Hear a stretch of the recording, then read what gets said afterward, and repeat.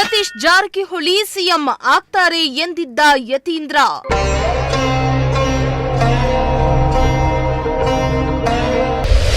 ಯತೀಂದ್ರ ಹೇಳಿಕೆಗೆ ಟಾಂಗ್ ಕೊಟ್ಟ ಆರ್ ಅಶೋಕ್.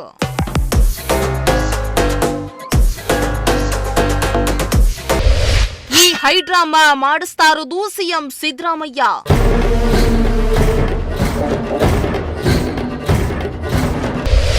ಡಿಕೆಶಿ ಟೆಂಪಲ್ ರನ್ಗೆ ಯತೀಂದ್ರರಿಂದ ಚೆಕ್ ಮೇಟ್ ಪ್ಲಾನ್.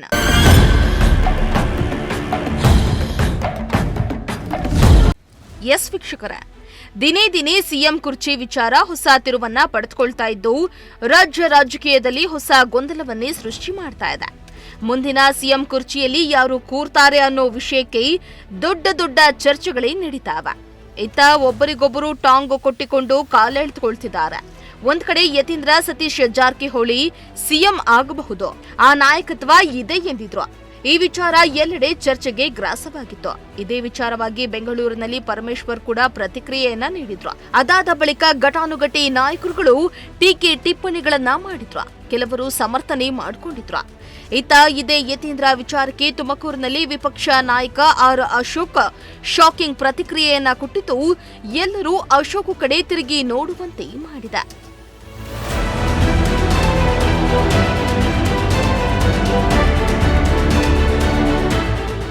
ಹೌದು, ನಿನ್ನೆ ತುಮಕೂರಿನಲ್ಲಿ ಕೋರ್ ಕಮಿಟಿ ಸಭೆ ನಡೆಯಿತು. ಸಭೆಯ ಬಳಿಕ ಮಾಧ್ಯಮದವರ ಮುಂದೆ ಮಾತನಾಡಿದ ಅವರು, ಯತೀಂದ್ರ ಹೇಳಿಕೆಯ ಕುರಿತು ಇಲ್ಲ ರೀ, ಇದೆಲ್ಲ ಸಿಎಂ ಸಿದ್ದರಾಮಯ್ಯ ಮಾಡ್ತಾ ಇರುವ ಹೈಡ್ರಾಮಾ ಅಷ್ಟೇ. ಇಲ್ಲಿ ಯತೀಂದ್ರ ಹೇಳ್ತಾ ಇರುವುದರ ಹಿಂದೆ ಸಿಎಂ ಸಿದ್ದರಾಮಯ್ಯ ಇದ್ದಾರೆ.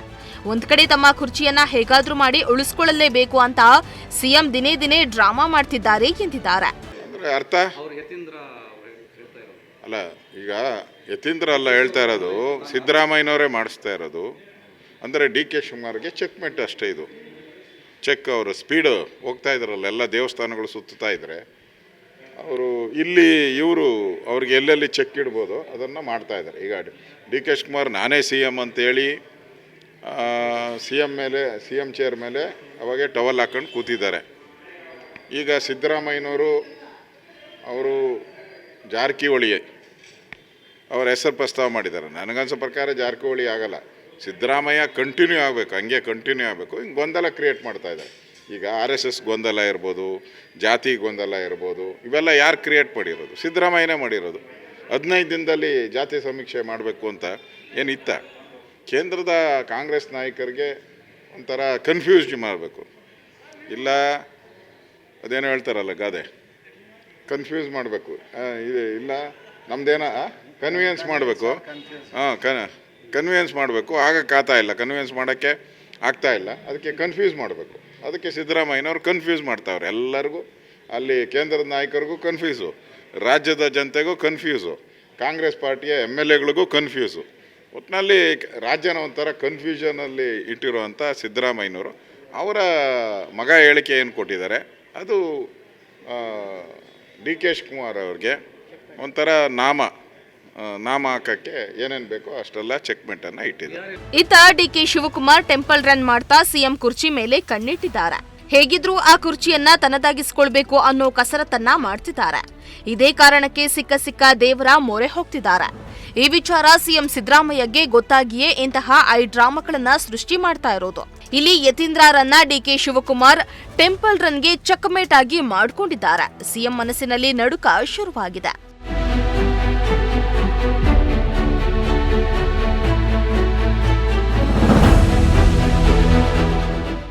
ಈತ ಮುಂದಿನ ಸಿಎಂ ಆಗಿ ಸತೀಶ್ ಜಾರಕಿಹೊಳಿ ಆಗ್ತಾರೆ ಅನ್ನೋ ಪ್ರಶ್ನೆಗೆ ಮಾತನಾಡಿದ ಅವರು, ಅವೆಲ್ಲ ಆಗಲ್ಲ. ಈ ವಿಚಾರವೂ ಕೂಡ ಸಿಎಂ ಸಿದ್ದರಾಮಯ್ಯ ಮಾಡ್ತಾ ಇರುವ ಡವ್. ಯಾವುದೇ ಕಾರಣಕ್ಕೂ ನನಗೆ ಗೊತ್ತಿರುವ ಪ್ರಕಾರ ಸತೀಶ್ ಜಾರಕಿಹೊಳಿ ಸಿಎಂ ಆಗಲ್ಲ.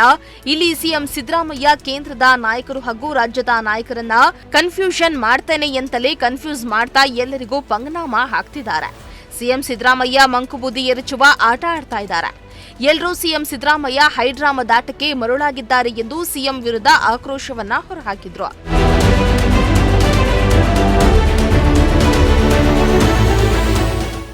ಇನ್ನು ಬಿಹಾರದ ಚುನಾವಣೆಯ ವಿಚಾರವಾಗಿ ಮಾತನಾಡ್ತಾ ಬಿಹಾರ ಎಲೆಕ್ಷನ್ಗೆ ಫಂಡಿಂಗ್ ಕಾರ್ಯ ನಡೀತಾ ಇದೆ. ರಾಜ್ಯದಿಂದ ಫಂಡಿಂಗ್ ಹೋಗ್ತಾ ಇದೆ. ಇಲ್ಲಿ ಕೆಲವು ನಾಯಕರನ್ನ ಈ ಫಂಡಿಂಗ್ ವಿಚಾರಕ್ಕೆ ಬಳಸಿಕೊಳ್ಳಲಾಗ್ತಾ ಇದೆ. ಈ ಫಂಡಿಂಗ್ ವಿಚಾರಕ್ಕೆ ಕೆಲವರು ಎದರಿ ಓಡೋಗ್ತಿದ್ದಾರೆ. ಕೇಂದ್ರ ಸರ್ಕಾರದಿಂದ ಸಾವಿರಾರು ಕೋಟಿ ಬರ್ತಾ ಇದೆ ಅನ್ನೋದನ್ನ ಕೂಡ ಮಿಸ್ಯೂಸ್ ಮಾಡಲಾಗ್ತಾ ಇದೆ. ರಾಜ್ಯದಿಂದಲೇ ಬಿಹಾರಕ್ಕೆ 100% ಫಂಡಿಂಗ್ ಹೋಗ್ತಾ ಇರೋದು. ಸಭೆಯಲ್ಲಿ ಭಾಗಿಯಾಗಿದ್ದವರಲ್ಲೇ ನನಗೆ ಕೆಲವರು ಹೇಳಿದ್ದು ಎಂದಿದ್ದಾರೆ. ಮನಿ ಪಾರ್ಟಿ ಈಗ ನೆಕ್ಸ್ಟ್ ಅವರು ರೀಶಫಲಲ್ಲಿ ನಿಮ್ಮ ಚೇಂಬರು ಅದೇ ಚೇಂಬರ್ ಉಳಿಬೇಕಾ ಇಲ್ವಾ, ನಿಮ್ಗೆ ಅದೇ ಖಾತೆ ಉಳಿಬೇಕಾ ಇಲ್ವಾ ಅದನ್ನು ತೀರ್ಮಾನ ಮಾಡ್ತಾರೆ. ಆ ಫಂಡಿಂಗ್ ಎಷ್ಟೆಷ್ಟು ಅಂತ ಖಾತೆ ವೈಸ್ ಫಿಕ್ಸ್ ಮಾಡಿದ್ದಾರೆ. ಫಿಕ್ಸ್ ಮಾಡಿರೋದು 100ಕ್ಕೆ ನನಗೆ ಅಲ್ಲಿ ಯಾರು ಹೋಗಿದ್ರೋ ಅವರೇ ಹೇಳಿದ್ದಾರೆ ನನಗೆ ಫಿಕ್ಸ್ ಮಾಡಿರೋದು. ಕೆಲವರೆಲ್ಲ ಓಡೌಟವ್ರೆ, ಅರ್ಧಕ್ಕೆ ಓಡೌಟವ್ರು, ಫಂಡ್ ಅಂತ ತಕ್ಷಣ ಓಡೌಟವ್ರೆ, ಕೆಲವರು ಬಂದೇ ಇಲ್ಲ. ಅದರಿಂದ ಈ ಕಾಂಗ್ರೆಸ್ ಪಾರ್ಟಿಗೆ ಇಡೀ ದೇಶದಲ್ಲಿ ಎಲ್ಲಿ ಫಂಡಿಂಗ್ ಬರ್ತದೆ ನೀವೇ ಹೇಳಿ. ನಾನು ರಾಜ್ಯದ ಜನತೆನ ಕೇಳೋಕ್ಕೆ ಇಷ್ಟಪಡ್ತೀನಿ. ಬಿಹಾರ್ ಎಲೆಕ್ಷನ್ಗೆ ಕಾಂಗ್ರೆಸ್ ಪಾರ್ಟಿಗೆ ಎಲ್ಲಿಂದ ಫಂಡ್ ಬರ್ತತೆ? ಹಿಮಾಚಲ್ ಪ್ರದೇಶ ಒಂದಿದೆ, ಅಲ್ಲೇ ಭಿಕ್ಷೆ ಬೇಡೋ ಸ್ಥಿತಿಯಲ್ಲಿದ್ದಾರೆ, ಭಿಕ್ಷೆ ಬೇಡ್ತಾ ಇದ್ದಾರೆ ಅವರು. ಇನ್ನು ಆಂಧ್ರ ತೆಲಂಗಾಣ ರೇವಂತ್ ರೆಡ್ಡಿ ಹ್ಯಾಂಡ್ ಶಾಪ್ ಅಂದ್ಬಿಟ್ಟವ್ರೆ, ಸರ್ಕಾರ ಪಾಪರ್ ಔಟ್ ಇದೆ, ಭಿಕ್ಷೆ ಬೇಡೋ ಸ್ಥಿತಿಯಲ್ಲಿದ್ದೀನಿ ಅಂತ ಹೇಳಿದ್ದಾರೆ. ಇನ್ನು ಕೊಡೋರು ಯಾರು? ಇಲ್ಲೇ ಕರ್ನಾಟಕನೇ. ಜನಕ್ಕೆ ಇಲ್ಲ, ಜನಕ್ಕೆ ಖರ್ಚು ಮಾಡೋಕ್ಕೆ ಗುಂಡಿ ಮುಚ್ಚೋಕ್ಕೆ ದುಡ್ಡಿಲ್ಲ, ಆದರೆ ವಸೂಲಿ ಮಾಡೋಕ್ಕೆ 108 ದಾರಿ ಹುಡ್ಕೊಂಡವ್ರು ಅವರು. ಈಗ ಬಂದಿದೆಯಲ್ಲ ಕೇಂದ್ರದ ಹಣ ಬಂದಿದೆಯಲ್ಲ, ಏನು ಫ್ಲಡ್ ರಿಲೀಫ್ ಬಂದಿದೆ, ಈ ಥರ ಕೇಂದ್ರದಿಂದ ಭಾಳಷ್ಟು ಹಣ ಬಂದಿದ್ದಾರಲ್ಲ, ಅದರಲ್ಲಿ ನೋಡ್ತಾರೆ. ಇವ್ರ ಹತ್ರ ಅಂತೂ ಹಣ ಇಲ್ಲ, ಕೇಂದ್ರದ ಹಣ ಬರ್ತೈತಲ್ಲ, ಸಾವಿರಾರು ಕೋಟಿ ರೂಪಾಯಿ ಹಣ ಬಂದೇ ಬರ್ತತೆ, GST ಹಣ ಬರ್ತೈತೆ, ಬೇರೆ ಹಣ ಬರ್ತತೆ. ಅದರಲ್ಲಿ ಎಲ್ಲೆಲ್ಲಿ ಕಮಿಷನ್ ನೋಡಿಬೋದು ಅದನ್ನು ಒಡೆದು ಬಿಹಾರ್ ಎಲೆಕ್ಷನ್ಗೆ ಮೇಯ್ನ್ ಫಂಡಿಂಗ್ ಕರ್ನಾಟಕನೇ ಮೇಯ್ನ್ ಫಂಡರ್. 400 ಕೋಟಿ ಏನೋ ಕೊಟ್ಟಿದ್ದಾರೆ ಅಂತ ಅನಿಸುತ್ತೆ. 400 crores ಫಂಡಿಂಗ್ ಇಲ್ಲಿಂದ ಪಕ್ಕಾ. ಒಟ್ನಲ್ಲಿ ಸಿಎಂ ಸಿದ್ದರಾಮಯ್ಯ ಕುರ್ಚಿ ಗುದ್ದಾಟ ದಿನೇ ಹಲವು ವಿಧದ ಚರ್ಚೆಗೆ ಗ್ರಾಸವಾಗ್ತಾ ಇದೆ. ಕೈ ನಾಯಕರಲ್ಲಿಯೇ ವೈಮನಸ್ಸು ಸೃಷ್ಟಿಯಾಗಿದೆಯಂತ ಕೆಲವರು ಗುಸುಗುಸು ಅಂತಿದ್ದಾರೆ. ಮತ್ತೆ ಕೆಲವರು ಸಿಎಂ ಕುರ್ಚಿ ಗಟ್ಟಿಯಾಗಿ ಇರೋಲ್ಲ ಎಂದಿದ್ದಾರೆ. ಯತೀಂದ್ರ ಅವರು ನೀಡಿರುವ ಹೇಳಿಕೆ ಕುರಿತು ಇಂದಿಗೂ ಕೈ ನಾಯಕರೇ ಕೆಲವರು ಆಂತರಿಕವಾಗಿ ಚರ್ಚೆಗಳನ್ನ ಮಾಡ್ತಿದ್ದಾರೆ.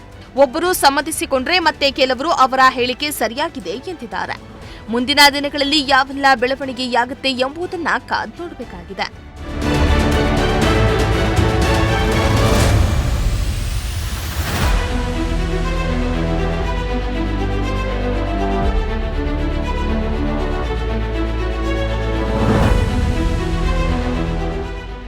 Bureau report, Prajashakti TV.